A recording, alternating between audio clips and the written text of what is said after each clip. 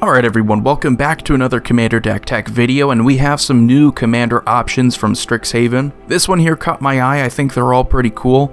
And of course, this is before we get the rest of the spoilers, so if there's anything that you don't see in the deck list, just let me know and I might go back and update it. But from what I'm seeing, I think it's a lot of what we've already seen. In black and green, we see some +1/+1 counter strategies, but this one's more about life gain, which is somewhat there, but it's never really been a main strategy of green and black. So we get this flip card here, and you can cast either side of this card. First side is Valentin, Dean of the Vein. So a really cool 1 mana black legendary vampire warlock, a 1/1 with menace and lifelink, so those keywords are amazing. Can already fit into some decks that take advantage of keywords for that reason. If a non-token creature an opponent control would die, exile it instead, and when you do, you may pay 2 mana. If you do, create a 1/1 black and green pest creature token with, when this creature dies, you gain 1 life. So I'm not going to lie to you, Valentin's pretty cool. If you want to use Valentin as some kind of hate card, I think it's perfect. That's what makes this deck kind of versatile, is that you're able to hurt other graveyard decks, other green-black decks. But really, the other side, the flip side here, Lisette, Dean of the Root, is really what I want to focus on. That's kind of the best way to play these, I think, if you focus on synergizing with one side of these commanders. So she is 4 mana for a 4/4 green human druid. Whenever you gain life, you may pay 1 mana. If you do, put a +1/+1 counter on each creature you control, and those creatures gain trample until end of turn. And as you can already see here, I have some combo cards. This does combo. It's a rather loose combo, but we have a ton of cards that we can take advantage of +1/+1 counters with, so we might as well use that for some kind of win condition. Now, going over the combo cards here, we have some that you've already seen, some that you already know about. We have Walking Ballista, of course this in combination with Mikaeus the Unhallowed, and some kind of sacrifice outlet or some way to get more +1/+1 counters on your creatures when they enter. That's going to deal infinite damage. And even if you don't, that's the good thing about playing Mikaeus and Walking Ballista in this deck,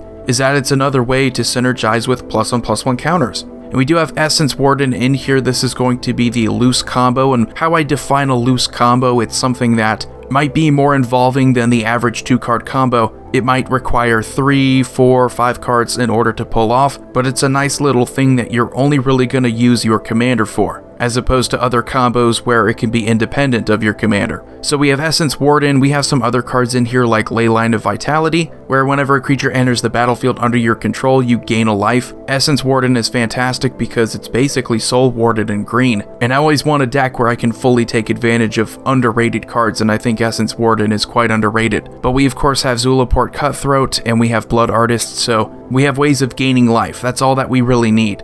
We have Poison Tip Archer also, if we just want another way of making it so that each opponent loses a life. But we do have Pentavis. Pentavis is a really cool card that we can combine with our commander, because it enters the battlefield with 5 +1/+1 counters, but we can pay a mana to remove a +1/+1 counter from Pentavis to put a 1/1 colorless Pentavite artifact creature token with flying onto the battlefield. We can also pay 1 mana to sacrifice a Pentavite to put a +1/+1 counter back onto Pentavis, but that ability doesn't really matter as much unless we have something like a doubling season out there, and we can just make infinite Pentavites. But regardless, we do have an Ashnod's Altar in here. That's how we get the combo. That's how we're able to use both abilities of our commander and Pentavis by sacrificing a Pentavite. And how we do that, if we go and look again at our flipped commander, Lisette, Dean of the Root, whenever you gain a life, you may pay 1 mana, and if you do, you put a +1/+1 counter on each creature you control, and they also gain trample. This is also a way you can give all of your creatures an insane amount of power and toughness. If you have a way of doubling your counters, you can also make an infinite amount of Pentavites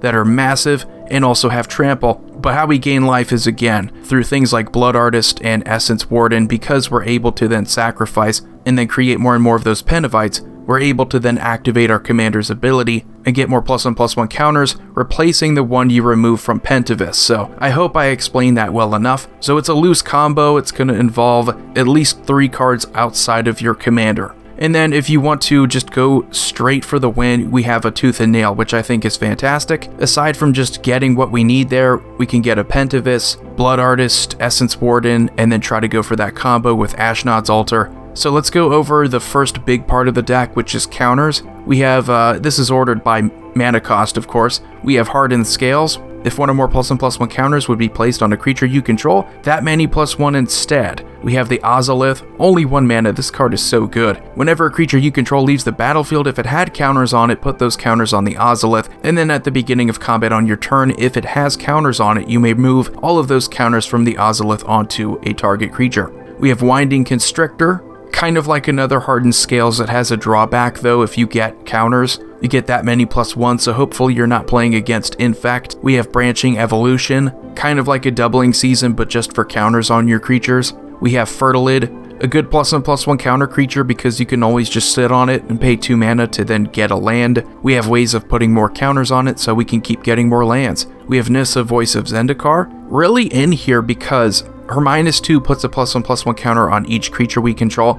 That's sometimes necessary. But even just being able to create a 0/1 green plant creature token means that we're going to trigger things like Essence Warden and then gain life that way, trigger our commander. I don't want to make it seem like Valentin is a non-factor, but Valentin's more like a backup plan to hate on graveyard decks, and sometimes offers us some creature tokens. But her ult is fantastic too, so you can gain life and then draw X cards, where X is the number of lands you control. We have Rayhan, Last of the Abzan, enters with 3 +1/+1 counters, and whenever a creature you control dies or is put into the command zone, if it had 1 or more +1/+1 counters on it, you move those counters onto another creature. And then we have Bloodspore Thrynax. This card is cool because you don't even need a sack outlet with your Walking Ballista and Mikaeus the Unhallowed if you have a Bloodspore Thrynax with at least 1 counter on it. Because then you can just use a counter from Walking Ballista to deal 1 damage to itself, and then you get that little loop there with Mikaeus and you can deal infinite damage. We have Corpsejack Menace to double the +1/+1 counters on creatures. We have Doubling Season because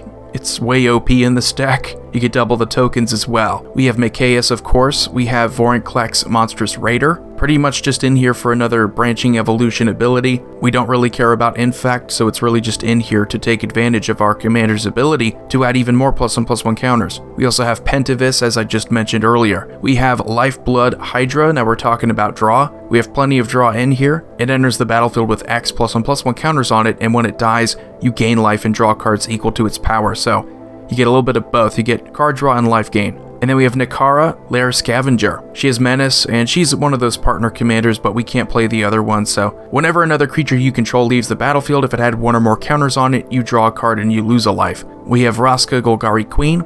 Her +2 is you may sacrifice another permanent. If you do, you gain 1 life and you draw a card. Her -3 is good removal, and then her -9, her ult is you get an emblem with whenever a creature you control deals combat damage to a player, that player loses the game, so that's a pretty epic ult. And it's not all that hard to get to. And then we have Well of Lost Dreams. Amazing card draw in any kind of life gain deck. Whenever you gain life, you get to pay X mana, where X is equal to or less than the amount of life you gained. If you do, you draw X cards. We have Krav the Redeemed, also another one of those partner cards, but we don't have Regna, we can't play Regna. But we can pay a black and sacrifice X creatures. Target player draws X cards and gains X life. And then we put X +1/+1 counters on Krav, so he synergizes with a couple different things in our deck in addition to being good card draw. And then we have Moldervine Reclamation. Whenever a creature you control dies, you gain a life and you draw a card, so we get more life gain there. And then we have Shamanic Revelation. More card draw and life gain. We gain 4 life for each creature we control with power 4 or greater, so this card's pretty cool. We have Azoni Thousand-Eyed. Again, more life gain and card draw. In addition to getting whatever tokens we can get, we pay 2 mana and sacrifice another creature, we gain 1 life and draw a card. And then we have the Great Henge. You're going to see this card a lot in my categories here, because I think it just synergizes with everything and it's way too good. You can tap for 2 green mana, you gain 2 life, and whenever a non-token creature enters the battlefield under your control, you put a +1/+1 counter on it, and then draw a card. So you get a little bit of everything here. And then we have some graveyard cards in here just to get some cards back. We have Eternal Witness, we have Marin of Clan Neltoth. Never really hurts if you're lacking in graveyard reanimation or just ways of getting your creatures back. Just play Marin, you know? And then we have Witch of the Moors, also kind of removal, but at the beginning of our end step, if we gain a life this turn, each opponent sacks a creature and you return up to 1 target creature from your graveyard to your hand. And then our lands, it's pretty much your standard mana fixing in black and green. The only thing that's notable here is High Market. It offers us a way to sacrifice a creature and gain a life, but the rest is pretty much as I described, just your standard mana fixing in these colors. And then we have life gain cards in here, just cards that will help us get more life. I already talked about Essence Warden, we have Shadow Spear. Equipped creature gets +1/+1 and has trample and lifelink, so it's just an easy way of giving a lifelink to one of our creatures and also trample. It has a low equip cost, so it's easy to equip, and the ability of making it so that permanents your opponents control lose hexproof and indestructible until end of turn just means that it's versatile and it can fit into just about any deck for any reason, so why not? Already talked about Blood Artist and Zulaport Cutthroat. We have Disciple of Grizzlebrand. For 1 mana you can sacrifice a creature, you gain life equal to that sacrificed creature's toughness. So that's a fun way that you can then easily gain life. It only costs you 1 mana to do that, and then you can then trigger your commander. And then we have Ayara, First of Locthwain. So whenever she or another black creature enters the battlefield under your control, each opponent loses 1 life, and you gain 1 life. You can also get a little bit of card draw here by tapping her to sack a black creature. You then get to draw a card. We have Bastion of Remembrance. So this kind of, in addition to those other cards, it can combo with the Pentavis combo. If another creature we control dies, each opponent loses a life, we gain a life. We have Bantu's Monument. Whenever we cast a creature spell, each opponent loses a life and we gain a life. Also a little bit of cost reduction there. And then we have Courser of Krufix. Really just in here because if a land enters the battlefield under our control, we gain a life. So it's very easy life gain. It doesn't cost us any mana. If we play a land the following turn, we set ourselves up pretty decently to then trigger our commander. And then we have Life Gift. Whenever a land comes into play, you may gain 1 life. So that's lands in general. This card is crazy because it also triggers when our opponent's lands enter the battlefield. And then we have Pristine Talisman. In addition to mana, when we tap it, we gain 1 life. We have Leyline of Vitality. I already talked about this, but it also is pretty cool because it comes into play if it's in our opening hand, and our creatures get a little toughness boost of +1. And then we have Sangromancer. Whenever a creature an opponent controls is put into a graveyard from the battlefield, or whenever an opponent discards a card, you may gain 3 life. So couple ways we can gain life. Those are cool life gain triggers, and we get a decent amount of life gain there too. We have Savra, Queen of the Golgari. Another way we can gain life, whenever we sacrifice a green creature, we gain 2 life. And whenever we sacrifice a black creature, we may pay 2 life and then force each other player to sacrifice a creature. So we have ways of sacrificing and we have ways of getting black creatures and green creatures out there. And then we have Whip of Erebos, so we can give all of our creatures lifelink and then use that ability to bring a creature back for a turn. We have the Great Henge again because we gain life every time we tap it. And then we have some mana cards in here if that wasn't enough. We have Deathrite Shaman, we have Elves of Deep Shadow, Elvish Mystic, Llanowar Elves, Soul Ring, Arcane Signet, 3 visits, can help us get an Overgrown Tomb. It doesn't have to be tapped, so this card's great. We have Leyline Prowler. In addition to tapping for mana, which wouldn't really be enough to put it in this deck normally, it has Death Touch and Lifelink, so it can swing in easily, gain us some life, and then trigger our commander. And of course, with mana, we do have the Great Henge, so it's in a lot of these categories. And then we have some protection cards in here just to make it so that our commander sticks around longer. We have Chaos Ghost Form. This card is so underrated. We enchant a creature or planeswalker we control, and we do have a couple planeswalkers. When the enchanted permanent dies or is put into exile, we return that card to the battlefield under our control. So throw this onto your commander so that when it's put into a graveyard, you return it. If it's put into exile, you return it.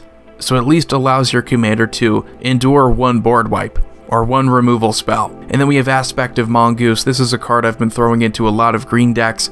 It's easy and recurable Shroud that you can throw onto a creature, and when it's put into a graveyard from play, you return it to your hand. We have Heroic Intervention, gives all of your permanents hexproof and indestructible until end of turn, and then we have Lightning Greaves. So Haste and Shroud, I mean, just good to have in any deck, really. We have some removal, we have Abrupt Decay, we have Assassin's Trophy, we have Crossing Grip, we have Death Sprout, and then we have Casualties of War. I think all of those are fantastic, and black and green, pretty much standard removal. And then we have those sacrifice cards. We have Carrion Feeder, Viscera Seer, and Ashnod's Altar. If you have Viscera Seer, Carrion Feeder, you may not need Ashnod's Altar for some of those combos, but I think it's always better if you can get 2 mana. So anyway guys, let me know what you think about this deck. This is a pretty cool commander option. Definitely looking forward to more ones that we're going to get here from Strixhaven. But let me know what you think about this commander. Let me know what you think about Valentin, because you could of course make a deck built around Graveyard Hate. You could make it more of a stacks deck, or some kind of token deck even. If you haven't already, subscribe and hit the notification bell so you don't miss any future videos. Void here signing off. Have a wonderful day.